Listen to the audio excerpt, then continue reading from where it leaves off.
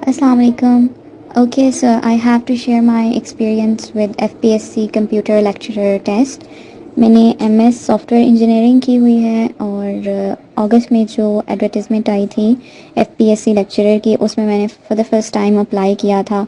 So it was my first FPSC test.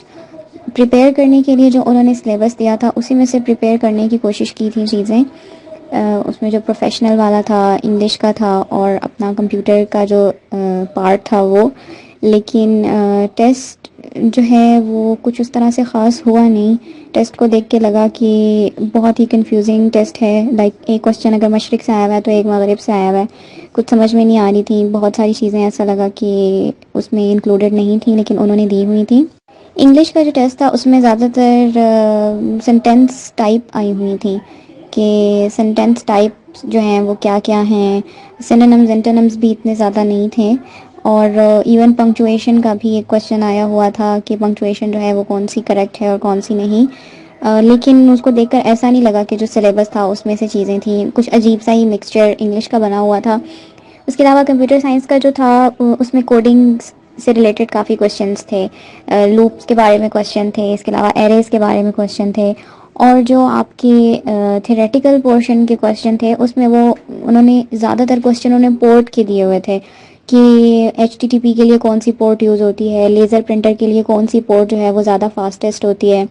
कुछ उसमें RS-332 option था एंड सीरियल एंड इस तरह से ऑप्शन थे. और इसके अलावा उन्होंने विंडोज़ 10 के बहुत सारे क्वेश्चन दिए हुए थे. तकरीबन लाइन में कोई 5-6 सवाल थे विंडोज़ 10 के कि विंडोज़ 10 का जो अपना ब्राउज़र होता है वो कौन सा होता है और विंडोज़ 8 में कौन सा फ़ीचर नहीं था जो विंडोज़ 10 में था. और इस तरह के बहुत ज़्यादा अजीब अजीब से सवाल थे कि अगर किसी ने विंडोज़ 10 अच्छी तरह से स्टडी की हो, डिफरेंसेस देखे हों तो वही उसको सॉल्व कर सकता है. इसके अलावा जो प्रोफेशनल में थे इंटरेस्टिंग थे कुछ क्वेश्चंस, लेकिन कुछ बहुत अजीब से थे कि क्वेश्चन आपके पास जो पेपर बनाया जाता है उसमें MCQs जो हैं वो क्यों होने चाहिए या कौन से टेस्ट में किस तरह के क्वेश्चंस होने चाहिए. इवन आर्मी से रिलेटेड भी कोई क्वेश्चन उन्होंने पूछा हुआ था. और फार्मूलाज थे कुछ जो बताने थे जिसकी समझ नहीं आई कि फार्मूलाज उन्होंने कहाँ से पूछे हुए हैं. वो तो ऑब्वियसली तुक्के पे ही निशान लगाए हैं. कुछ भी समझ में नहीं आ रहा था.